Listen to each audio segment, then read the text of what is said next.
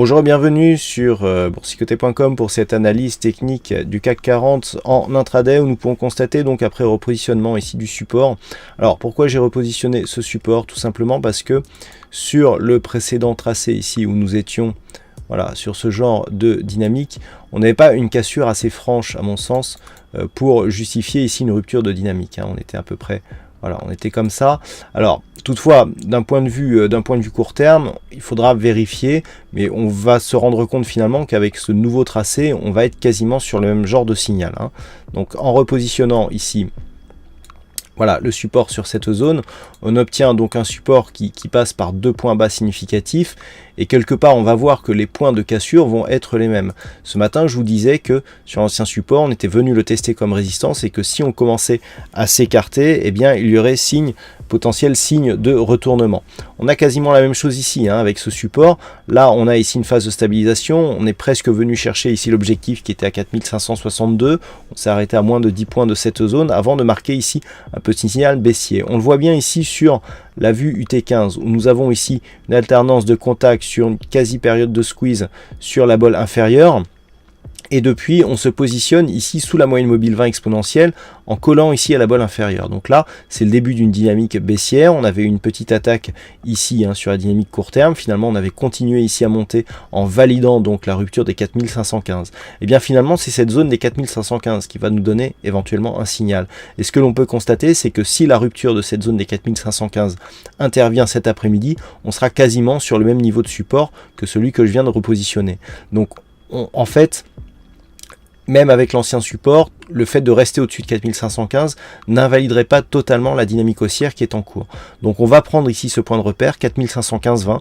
On arrive sur les mêmes zones qui définissaient le haut du range précédent, lorsqu'on était ici sur cette phase. Et c'est bien sur ces niveaux qu'il va falloir porter son attention cet après-midi si les cours continuent à baisser, puisque une rupture ici de ces niveaux signerait une invalidation de la continuité du mouvement haussier qui est en cours, et donc un possible retournement de tendance. Si les cours venaient à passer ici sous les 4515 points, le prochain objectif se situerait alors sur une zone que je vais déplacer encore une fois. Vous voyez cette zone des 4480 points, elle n'est plus tout à fait significative. Depuis que nous avons eu ici cette zone de point haut, cette zone de point bas et de point bas, il convient ici de prendre cette zone et de la déplacer sur ce niveau qui lui est devenu significatif. Et on voit que là, tout change puisque nous avons ici cette zone de résistance qui s'est transformée en support, qui a quasiment été testée ici sur cette zone de point bas.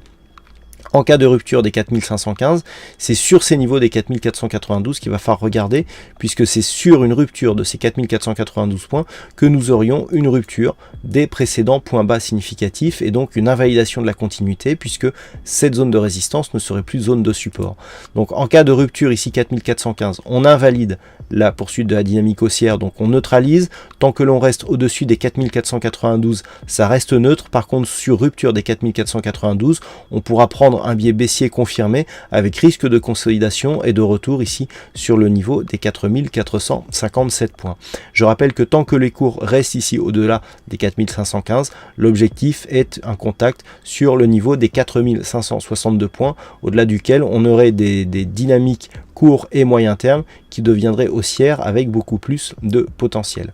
Du point de vue des indicateurs, c'est relativement neutre, on voit ici que sur le stochastique et RSI, on est neutre ici RSI, stochastique est neutre lui aussi, on est très hésitant sur le MACD, donc il est tout à fait possible, vu le manque de statistiques économiques que nous avons cet après-midi, d'avoir une évolution qui en reste là pour cette fin de semaine. Donc a priori, ça serait d'ailleurs mon scénario privilégié, rester entre 4515 et 4562 points.